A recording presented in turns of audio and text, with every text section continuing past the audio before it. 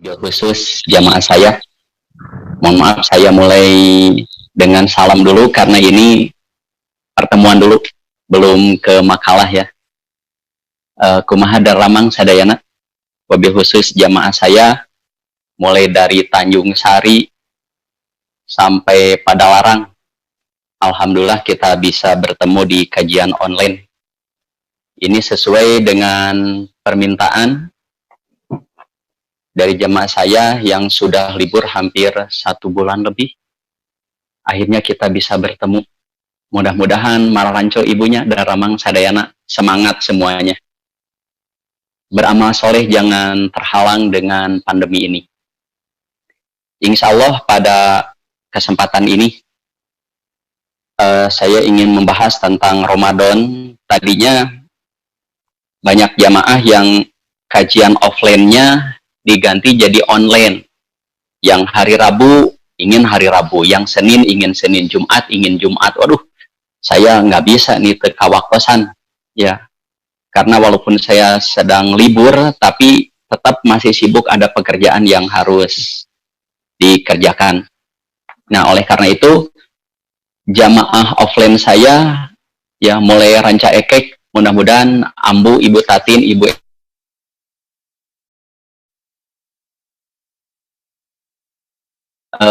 Bu Ratna, Abah Dik-Dik, yang mudah-mudahan Maralanco kajian offline saya disatukan di online, mudah-mudahan bisa rutin, tidak ada kendala.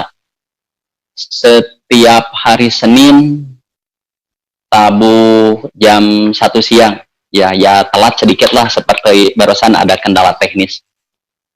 Barusan juga Ibu Hani dari Jamaah Istiqomah, beliau tinggal di Komplek Al-Harir, juga sudah siap hadir. Ya, damang ibunya. Alhamdulillah kita bisa bertemu. Sekarang kita masuk ke makalah ya. Ini pembahasannya gini Bu ya. Nah, Abi dikieukeun lah. Ini kajian online di Arisalah TV live streaming. Ya, live streaming. Bagaimana tata cara ibadah Ramadan di saat pandemi? Secara umum kita sudah tahu bagaimana cara ibadah Ramadan. Nah, yang akan dibahas nanti substansinya kaitan dengan masako. Karena ada beberapa orang, beberapa kaum muslimin yang terkena masako. Ya, masako itu kesulitan, ada kendala ketika melakukan ibadah di bulan Ramadan. Nah, sebelum merinci satu-satu nanti ibadahnya, saya akan bagi dua dulu. Ya. Di Ramadan itu ada ibadah khusus, ya, ada ibadah yang tidak khusus. Ibadah khusus atau amalan khusus di bulan Ramadan. Nah, sebetulnya amalan Ramadan hanya ada 3 saja. Ya, amalan khusus Ramadan itu sebetulnya hanya ada 3 saja. Yang pertama, saum 1 bulan penuh. Ya, saum 1 bulan penuh itu kan hanya ada di bulan Ramadan, tidak ada di luar bulan Ramadan. Kecuali kalau Bapak Ibu bernadar. Ya, bernadar, contoh begini. Kalau pandemi ini sudah berakhir, Indonesia, apalagi dunia sudah beres dari wabah ini, saya berjanji, saya bernadar akan saum 1 bulan penuh. Nah, ternyata 2-3 bulan atau bahkan 1 minggu sudah beres. Maka saum 1 bulan itu wajib dilakukan oleh Bapak. Wajib dilakukan, hanya pelaksanaannya ulah di Ramadan. Tekaci ya, boleh bernadar begitu? Boleh, silahkan. Selama bernadar itu baik, ya, tidak melanggar syariat, tidak merugikan orang lain, tidak ada masalah, silahkan. Yang kedua, iktikaf. Ini amalan khusus di bulan Ramadan, iktikaf 10 hari terakhir. Yang ketiga, mencari Lailatul Qadar. Ya, insya Allah nanti dibahas satu-satu ke depan. Nah, yang kedua, bagian yang kedua, amalan yang tidak khusus. Ya, jadi di Ramadan ada amalan tidak khusus. Maksud amalan tidak khusus ini, amalan ini ada di luar bulan Ramadan. Ya, hanya di Ramadan dianjurkan, dihidupkan. Ya, malah ada beberapa amal kalau dihidupkan memiliki keutamaan. Apa saja itu? Sholat malam. Ya, sholat malam. Ya, nama lainnya tarawih. Sholat tarawih atau sholat malam itu kan tidak hanya ada di dalam bulan Ramadan. Di luar bulan Ramadan juga ada. Ya, hanya saja di Ramadan dianjurkan, dihidupkan dengan berjamaah. Nantilah rinciannya ya. Terus membaca Quran dan tadarus, ini kan bukan amalan khusus. Ya. Tapi amalan yang tidak khusus, tapi di Ramadan dihidupkan. Selanjutnya, bersedekah, juga bukan amalan khusus, hanya di Ramadan dianjurkan, dihidupkan. Setelah itu berdoa, ya, juga bukan amalan khusus, hanya di Ramadan dianjurkan, dihidupkan. Karena berdoa di Ramadan, wabil khusus saat saum. Kerlapar-laparna, kerahaus-hausna, urang ngadoa.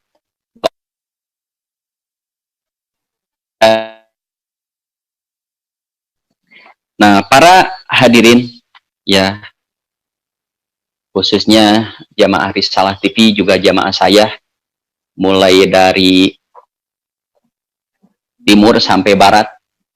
Nanti kalau ada yang kurang jelas, ya, tidak dimengerti, boleh bertanya melalui WA yang sudah dimuat di pamflet itu.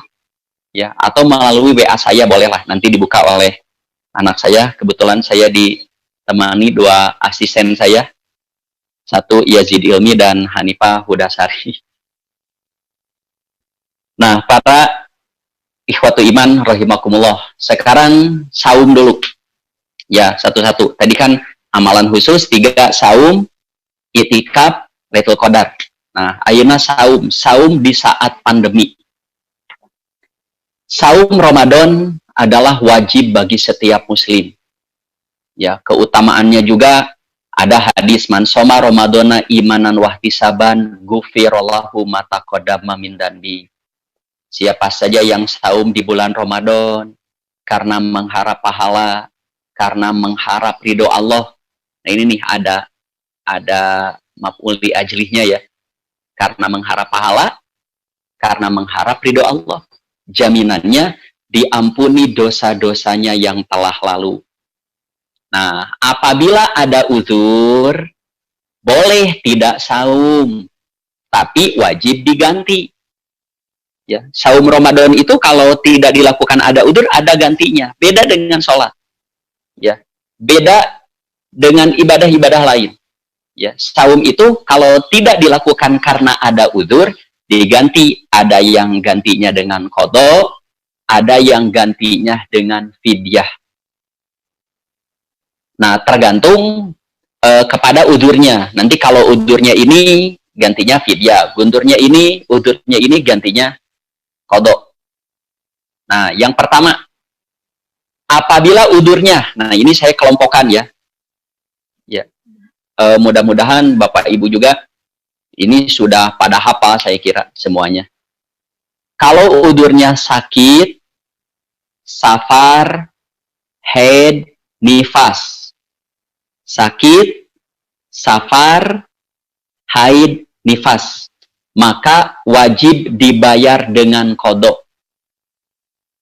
Ya, jadi apabila Bapak Ibu, ya, Bapak Ibu tidak saum karena sakit dan safar, wajib bayar dengan qadha.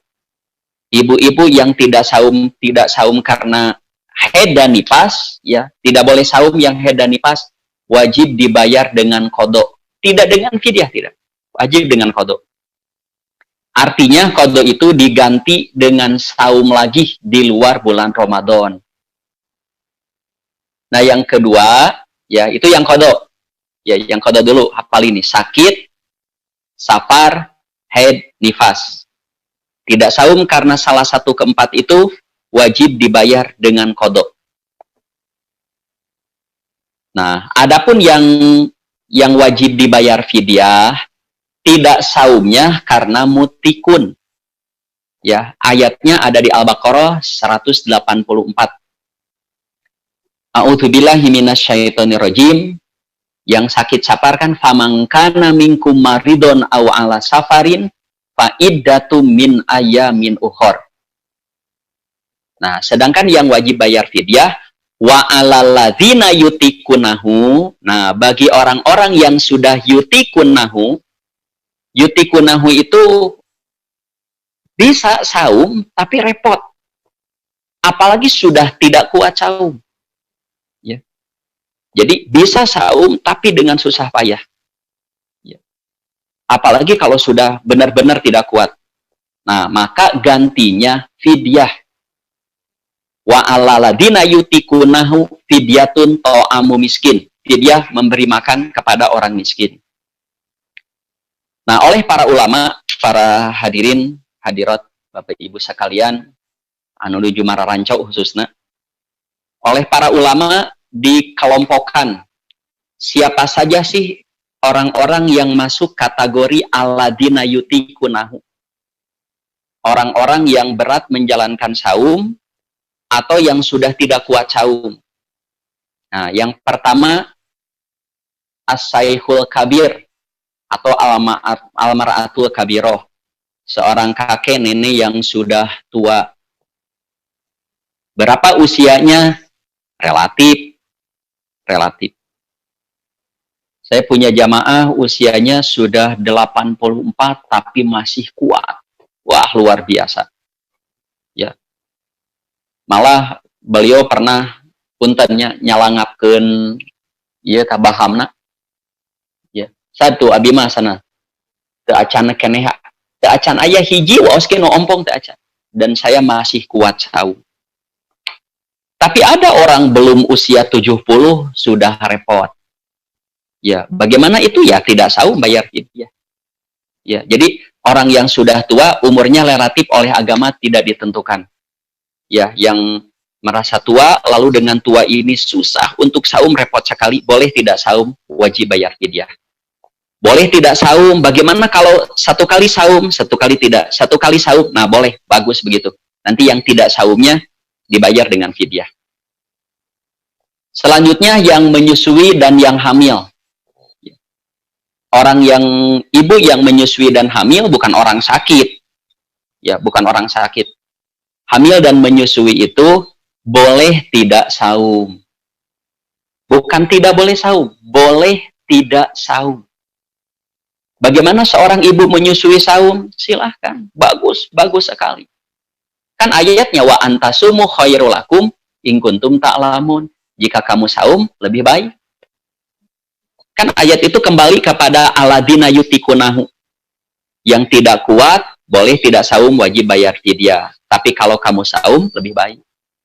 Tapi kalau tidak kuat, ya, apakah karena dirinya, ya, tidak kuat, atau karena janin yang ada di kandungannya, atau karena bayi yang sedang disusuinya lemah, ya, lemah. Maka boleh tidak saum, diganti dengan fidyah. Terus pekerja berat, ya, terus yang sakit menahun, yang sudah selamanya sakit, yang secara medis tidak mungkin sembuh. Ya, ada yang begitu, wah banyak. Ada yang karena jantung, ada yang asma. Ya, dia sehat, tapi kalau saum asmanya kambuh. Tiap saum begitu, sudah bayar fidyah. Ya, begitu juga ada orang yang punya tabiat badannya itu dia sehat seperti biasa, tapi lamun saum ripuh gitu, padahal dia tidak tua, masih muda.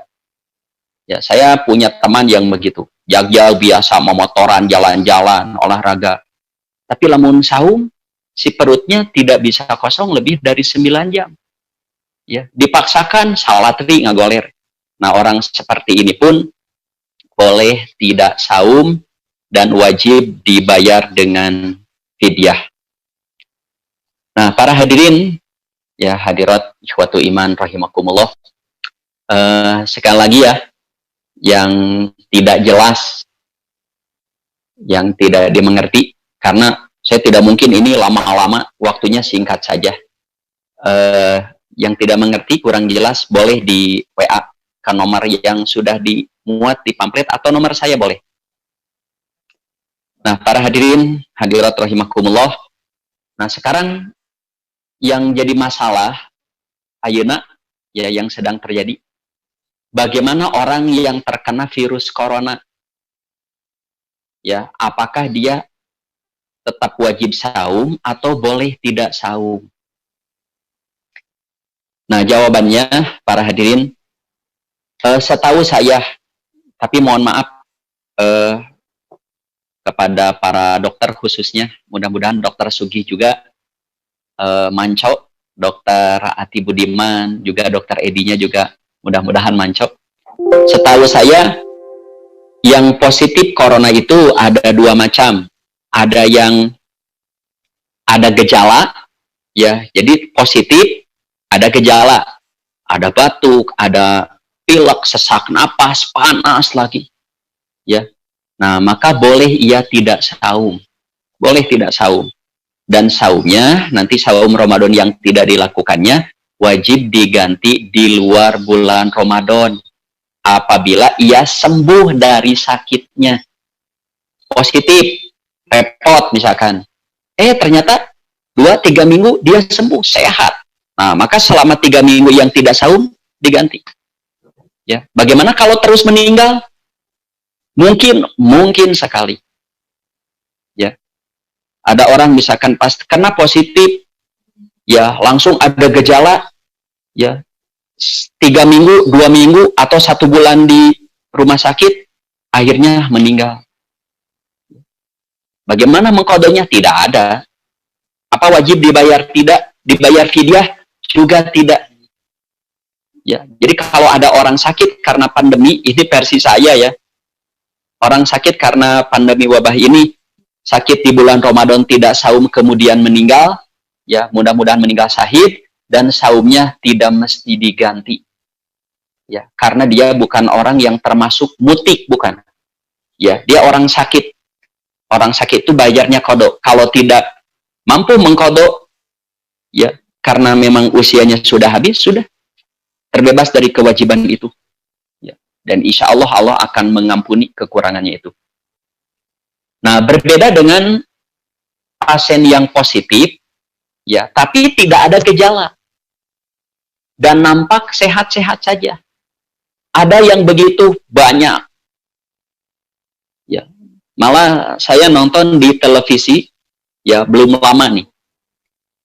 Wuhan kan pernah lockdown cukup lama. Ya, lalu lockdown itu ditarik. Kemudian diberlakukan lagi lockdown. Ya, mengapa? Di Wuhan katanya, beberapa hari lalu lah. Ya, di Wuhan, sekarang banyak orang yang sehat, yang positif, tapi tidak ada gejala sehat. Tidak ada yang dirawat, padahal mereka itu terkena positif. Ya. Malah saya pernah baca berita di Italia, pemain sepak bola Sampdoria kalau nggak salah, ya itu hampir semua pemainnya positif tapi tidak ada gejala apa-apa, bugar saja. Nah, kalau muslimin terkena positif corona tapi belegar sehat, wajib saum.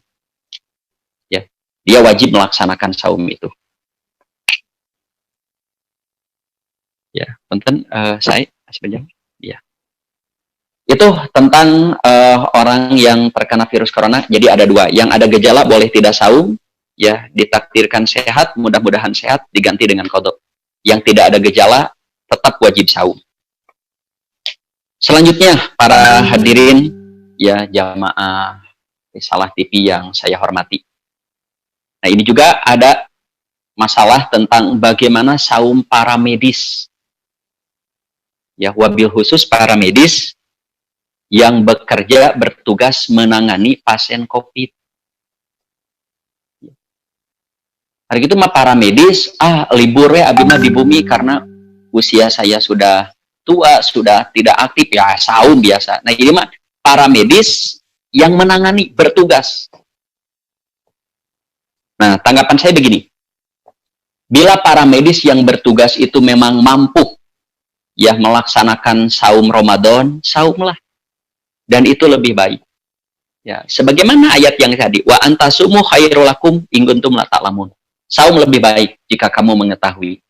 Tapi apabila mereka tidak mampu, ya, tidak mampu atau tidak kuat menjalankan saum sambil bertugas, pas tugasnya siang hari atau dari pagi malah sampai sore, wah repot. Kalau tenaganya kecil, lemah, tidak akan maksimal mengurus pasien, maka ia pun boleh tidak saum dan wajib bayar fidyah. Ya, sekali lagi, ya, jadi para medis yang bertugas menangani pasien COVID, kalau dia tidak kuat ketika bertugas, tidak kuat, boleh tidak saum dan wajib dibayar fidyah. Mengapa harus fidyah? Ya, karena mereka ini termasuk mutikun, bukan marid. Nah, disinilah harus dibedakan, karena di Quran kan ada dua. Ada faman kana minkum maridon au ala safarin fa iddatu min ayamin uhor. Siapa yang sakit atau safar, maka kalau tidak saum diganti di hari-hari lain di luar bulan Ramadan. Wa alal ladina yutikunahu fidyatun. Nah, para medis yang bertugas ini masuk kelompok yang mana? Ya, memang ada saya pernah mendengar, ya, ada yang mematwakan berkesimpulan bahwa ini termasuk marid dibayar kodok. Kalau versi saya, ini tidak termasuk marid, tapi termasuk pekerja berat. Jadi para medis yang bertugas menangani pasien COVID di rumah sakit, bekerja keras, ngurus anu dan lain sebagainya, kalau tidak kuat saum, boleh tidak saum dan wajib bayar fidyah. Dan jangan berkecil hati, ya, Bapak Ibu, wabil khusus para dokter, para perawat, para petugas medis, ya, selamat berjuang. Di saat Anda tidak saum, Anda tetap akan dapat pahala saum. Ya, di saat Anda tidak ke masjid, di saat Anda tidak melakukan kebaikan yang asalnya biasa dilakukan, karena ada pandemi ini, tetap kita dapat. Ya, kalau kita sebelumnya memang biasa melakukan amal soleh, jangan berkecil hati. Bapak Ibu yang biasa ke masjid, yang biasa berjamaah Jumatan dan amal soleh lainnya, terkendala karena ada COVID ini, jangan lupa pahala tetap dapat. Nabi yang menjamin begitu, hadisnya tersebar di kitab-kitab hadis. Ya. Jadi jangan maksakan ke masjid padahal resikonya tinggi. Jangan memaksakan kita datang berjamaah ke masjid padahal resikonya tinggi. Urang teh ke masjid teh hayang pahala sudah dapat. Puntennya ieu rada saya ingin naonnya numplehkeun ka keheula ya gitu. Ya, banyak orang yang tetap ke masjid berjamaah, wah da maot mah urusan Allah. Aduh, saya sedih ya mendengar begitu. Ini tauhid, pelajaran akidah belum sampai ke orang itu. Ada orang memaksakan nasin sinting ku corona. Ya, hari pasar anu teh punten bahasa abi mah bahasa lebay. Ya, hari urang teh ka masjid teh hoyong gaduh pahala kan. Berjamaah teh hoyong gaduh pahala, sudah dapat. Kalau Anda ingin pahala berjamaah di masjid, sudah dapat. Kalau Bapak, ya, kaum laki-laki yang biasa berjamaah di masjid, sholat tahiyatul masjid, sebelumnya baca Quran, wah banyak amal soleh. Sekarang tidak ada kendala, dapat kita pahala. Ya, anu abi geuleuh mah Pak, ya geuleuh pisan. Aya jelema tara ka masjid, pas usung kieu nu kamarasid dicarek kudu tara ka masjid, kepret gitu mah jelema. Tara ka masjid, Pak. Ya, saya dapat laporan dari pengurus di masjid mana tadi, Margahayu di mana. Eta aya jelema sana tara ka masjid. Tanah tara ka masjid. Pas usung kieu nu ka masjid dicarekan, aduh.